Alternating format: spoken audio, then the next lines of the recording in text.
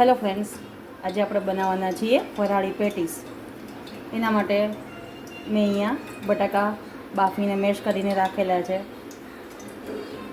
આ આરાનો લોટ છે બાઇન્ડિંગ માટે. આમાં મેં સિંગદાણા, કોથમીર, મરચાં, આદુ, મીઠું, ગરમ મસાલો, ખાંડ અને કિસમિસ નાખેલી છે. આમાં તમે મસાલા છે એ તીખાશ માટે કે તમારા સ્વાદ માટે વધઘટ કરી શકો છો. આ મેં બધું મિક્સ એટલા માટે કરી નાખ્યું છે કે આપણે મરચાંને એને ખાંડીને કંઈ કટકી મોઢામાં આવે, કોઈને ટેસ્ટ ફાવે ના ફાવે, આમાં ક્રશ થઈ જાય એટલે કોઈને ખબર બી નહીં પડે. અને અહીંયા છે લીંબુ ખટાશ માટે. હવે આપણે આ બધું મિક્સ કરી દેવાનું છે. આપણે આમાં મસાલો એડ કરી દઈશું.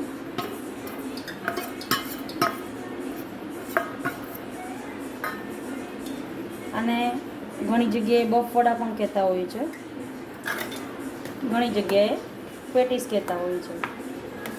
તમે લોકો શું કહો છો એ મને કોમેન્ટમાં જરૂર જણાવજો. આ એક એવી ફરાળી વાનગી છે કે જે નવી ને નવી અને ટેસ્ટમાં એકદમ યુનિક લાગે છે, જેથી બધાને ભાવે છે પણ વધારે. આપણે મસાલો એકદમ મેશ કરી દીધો છે. હવે આપણે આની ગોળી વાળી લેવાની છે. આવી રીતના ગોળી વાળી અને આપણે આમાં લોટમાં ફેરવી બાઇન્ડિંગ કરી લેવાનું છે, જેના હિસાબે ઉપર એકદમ ક્લિયર થઈ જાય. આમાંથી આપણે વધારાનો જે લોટ છે એને આવી રીતના ખંખેરી નાખવાનો છે.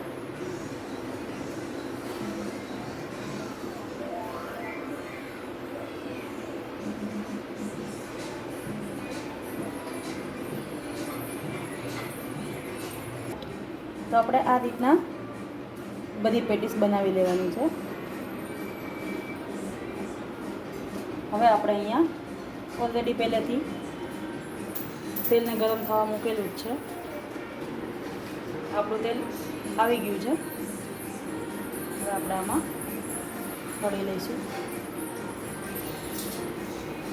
ઘણા લોકો આ તપકીરના લોટને ભજીયાની જેમ પણ કરે. તમે એમ પણ કરી શકો, તમે પણ એવી રીતના કરી શકો. ભજીયાની જેમ આપણે જેમ ચણાનો લોટ ડોઈએ એવી રીતના લોટને મીઠું નાખીને ડોઈ અને પછી એમાં આપણે ભજીયાની જેમ બનાવવાનું. પણ એમાં લોટનું પડ એકદમ થીક થઈ જાય છે. બંને રીતથી તમે કરી શકો. હું આ રીતથી કરું છું. એકવાર આ રીત પણ ટ્રાય કરજો. આપણે આને ગોલ્ડન બ્રાઉન રંગની થવા દેવાની છે પેટીસને.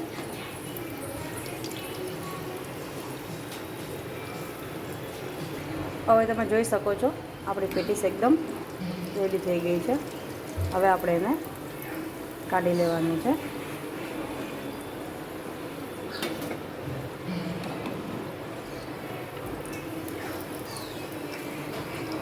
જોઈ શકો છો તમે પેટીસનો કલર.